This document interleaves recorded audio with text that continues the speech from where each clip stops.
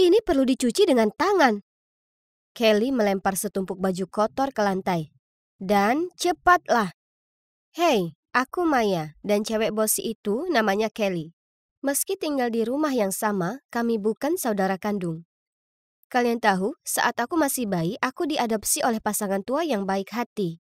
Mereka tinggal di peternakan di pedesaan. Anak-anak mereka sudah dewasa dan meninggalkan rumah. Dan mereka rindu energi penuh keceriaan yang hanya bisa dihadirkan oleh anak kecil. Di satu hari Minggu di gereja, mereka melihat pendeta membesarkan bayi perempuan dan menawarkan bantuan. Jadi, begitulah mereka akhirnya membawaku pulang dan membesarkanku seperti cucu mereka. Mereka orang yang paling baik dan mereka melimpahiku dengan cinta dan kasih sayang. Aku selalu berterima kasih pada mereka. Kami tinggal bersama dengan bahagia, sampai suatu hari, saat kakek berada di kebun anggrek, ia terjatuh. Sayangnya, kakek meninggal. Nenek tak lagi sama setelahnya. Ia telah kehilangan belahan jiwanya. Kesehatannya menurun, lalu kemudian suatu malam ia memanggilku ke kamarnya. Lalu dengan menggenggam tanganku, ia berkata, "Sayang, kau hadirkan begitu banyak sukacita dalam kehidupan kami. Tanpa kami, hidup bisa terasa berat. Tapi jangan khawatir, kami selalu bersamamu.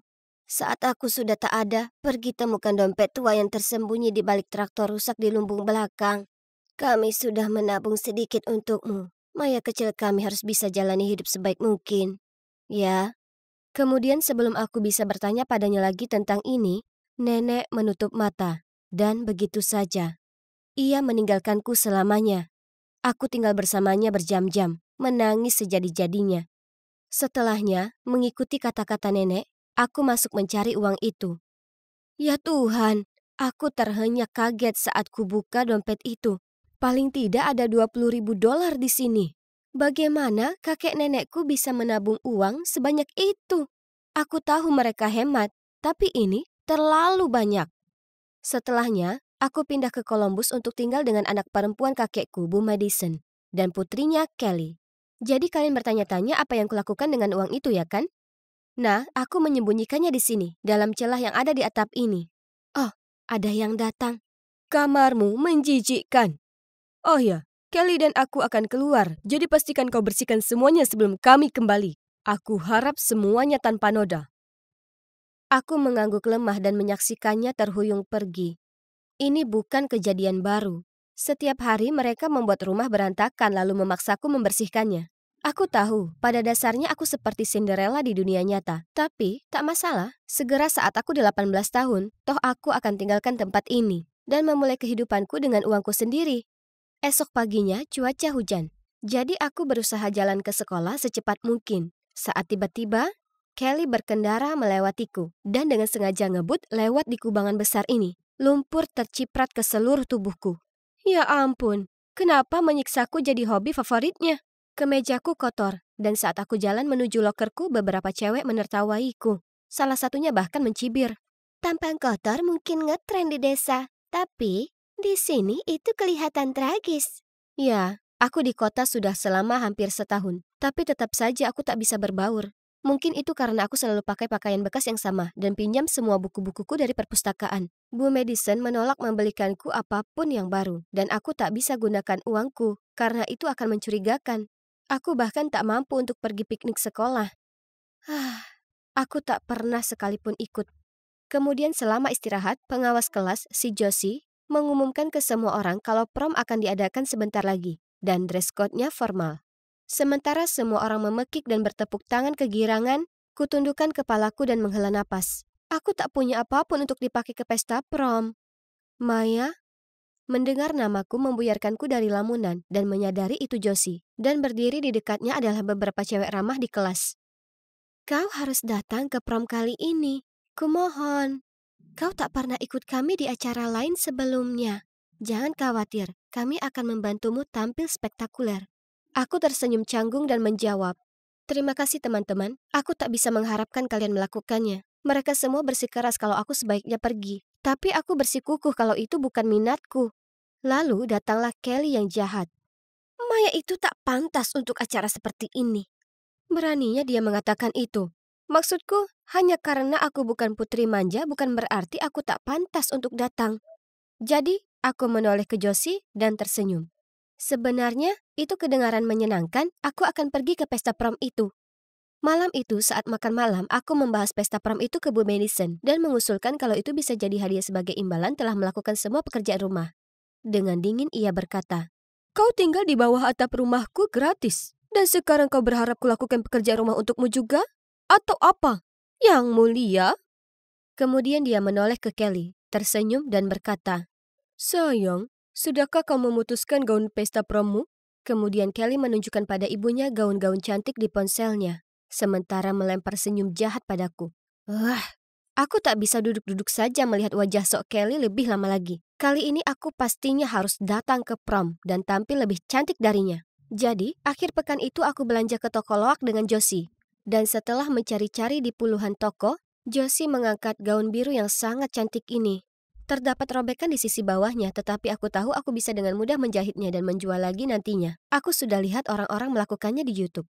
Malam sebelum pesta prom, Josie menata rambut dan make upku, lalu aku tampil dengan gaun itu. Aku merasa sebagai putri di dunia nyata, dan semua orang memandangiku dan memberiku pujian. Sementara Kelly berdiri di sana dengan tangannya yang terlipat dan tampang cemberut di wajahnya. Kemudian cowok yang bernama David ini jalan mendekatiku dan mulai bicara. Ternyata dia senior baru di sini.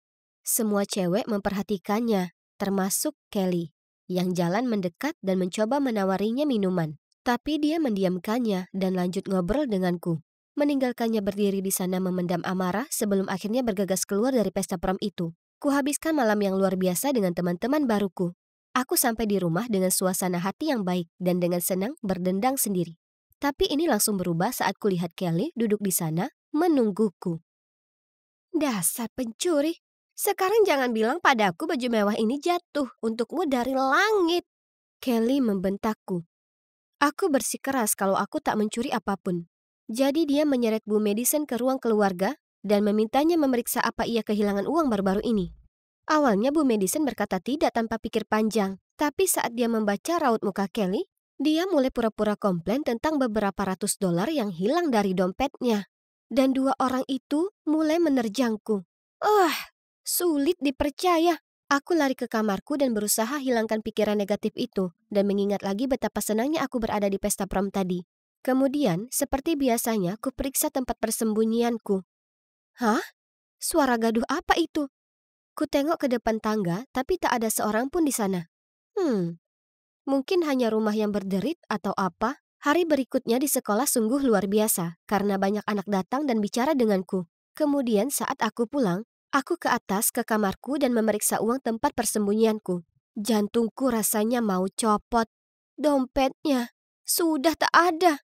Dengan panik aku mencarinya. Lalu aku ingat mendengar sesuatu kemarin malam dan hanya ada 3 orang dari kami di rumah ini. Apa mungkin... Geram, aku lari ke ruang keluarga di mana Bu Madison dan Kelly sedang nonton TV. Aku berteriak ke mereka. Uangku, aku menginginkannya kembali sekarang juga. Dengan nada tak khawatir, Bu Madison menjawab. Uang apa? Kau ini ngomong apa? Oh, aku paham. Jadi selama ini kau punya uang sendiri dan berusaha menyimpannya untuk dirimu sendiri? Dasar tak terima kasih. Ibu membiarkanmu tinggal di sini meski kau sebenarnya bukan keluarga. Dan sekarang kau menuduh kami mencuri. Aku tahu mereka sudah mengambil uangku, tapi aku bisa apa soal itu? Aku tak punya pilihan lain kecuali kembali ke kamarku dan menangis sambil memandangi foto-fotoku dengan kakek nenekku. Hari berikutnya di sekolah, aku sedang tidak mood untuk belajar. Selama istirahat, aku hanya memandang keluar jendela dengan putus asa saat ku dengar suara orang batuk. Jadi aku mencari tahu dan melihat David di sana. Hei Maya, dia tersenyum padaku. Apa kau baik? Kau sepertinya sedang tak bersemangat. Aku baik-baik saja. Kukumpulkan barangku lalu pergi. Aku tahu dia hanya ingin bersikap baik, tapi aku sedang tidak ingin ngobrol ringan saat ini. Kemudian sepulang sekolah, Kelly menyuruhku membawa pulang ranselnya yang berat. Aku tak punya sisa tenaga untuk berdebat, jadi dengan enggan kulakukan pintanya. Itulah saat David mengendarai mobilnya di sampingku dan bertanya, Hei, itu kelihatannya berat. Apa kau perlu tumpangan? Aku mengangguk dan masuk ke mobilnya sambil memaksakan senyuman untuk berterima kasih padanya. Dia bertanya, Maya, ada apa? Kau bisa bicara padaku. Aku ini pendengar yang baik, janji. Dia sangat baik dan aku langsung merasa aman berada di dekatnya. Kami ngobrol banyak dan mulai sering nongkrong bareng setelah itu. Kami jalan-jalan di taman dan makan siang bersama. Kudapati diriku makin dekat dengannya, tapi bukan seperti yang kalian pikir. Tidak, lebih seperti seorang kakak. Kemudian, beberapa minggu kemudian, saat Bu Madison menyuruhku membersihkan kekacauan di rumah akibat ulahnya lagi, kutemukan sesuatu di bawah tempat tidurnya. Dompet tua yang ditinggalkan nenek untukku. Dan semua uangnya sudah tak ada. Aku bergegas turun ke bawah dan membanting dompet itu ke meja dapur. Tapi Bu Madison mengangkat bahu. Itu kan dompet ibuku. Jadi, uang itu milikku. Kau jelas mencurinya dari orang tuaku yang tua dan malang. Kelly mendukung ibunya dengan nada suaranya yang menyebalkan. Wah, betapa rendahnya dirimu harus menipu wanita tua yang sakit untuk memberikan tabungan hidupnya padamu. Nenek meninggalkannya untukku, bukan kalian. Kalian berdua monster. Aku berteriak ke mereka, mengambil dompet itu dan pergi ke atas ke kamarku. Aku mulai berkemas dan akan meninggalkan tempat ini sekali dan selamanya. Hanya saja, saat ku coba membuka pintu, aku tak bisa membukanya. Ya Tuhan, mereka mengurungku. Parahnya, selama drama itu aku meninggalkan ponselku di bawah, jadi aku bahkan tak bisa menelpon David untuk meminta bantuan. Hari berikutnya, Bu Madison membiarkanku keluar. Tapi dengan syarat kulakukan semua pekerjaan rumah.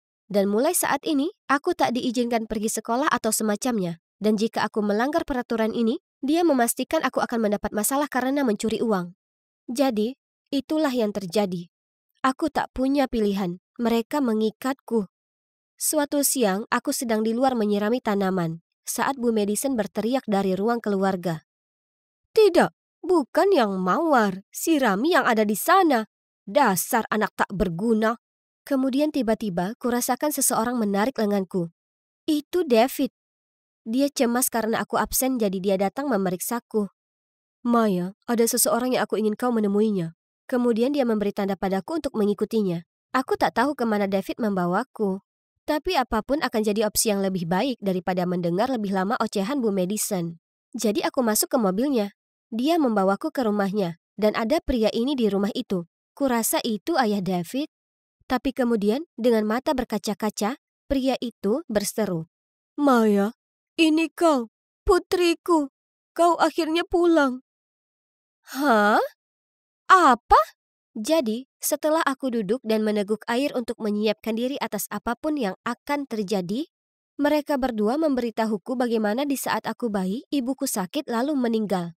Ayahku susah payah merawatku dan kakakku, jadi ia memberikanku kepada seorang pendeta. Akhirnya, ayah berhasil membalikkan nasibnya dan mengetahui aku sudah diadopsi oleh pasangan lansia. Ia mulai mengirim uang pada mereka untuk membantu mereka membesarkanku. Kemudian, saat ia datang untuk mencariku, aku sudah tak ada di sana.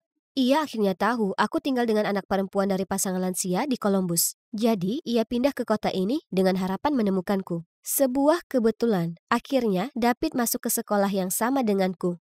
David mengatakan kalau pertama kalinya dia melihatku, dia langsung merasakan ikatan yang aneh. Dan betapa luar biasa, firasatnya ternyata benar. Karena segera semua jadi jelas kalau aku ini saudara perempuannya yang hilang. Wah, ini begitu sulit untuk dipahami. Tapi ini merupakan berita yang sangat luar biasa. Aku meninggalkan rumah Bu Madison setelah itu. Tentu saja, lalu pindah dengan ayah dan kakakku. Dan untuk pertama kalinya, sejak aku kehilangan kakek nenekku, diriku merasa benar-benar bahagia lagi. Sekarang, kalian mungkin bertanya-tanya, apa kabarnya Bu Madison dan Kelly? Nah, aku jalan lewat rumah mereka beberapa hari lalu dan melihat tanda dijual di halamannya. Ternyata, Bu Madison suka menghambur-hamburkan uangnya. Dan sekarang terbelit hutang, jadi ia terpaksa menjual rumah itu. Aku tak mau menertawai itu atau apa, tapi kurasa itu karma untuk mereka.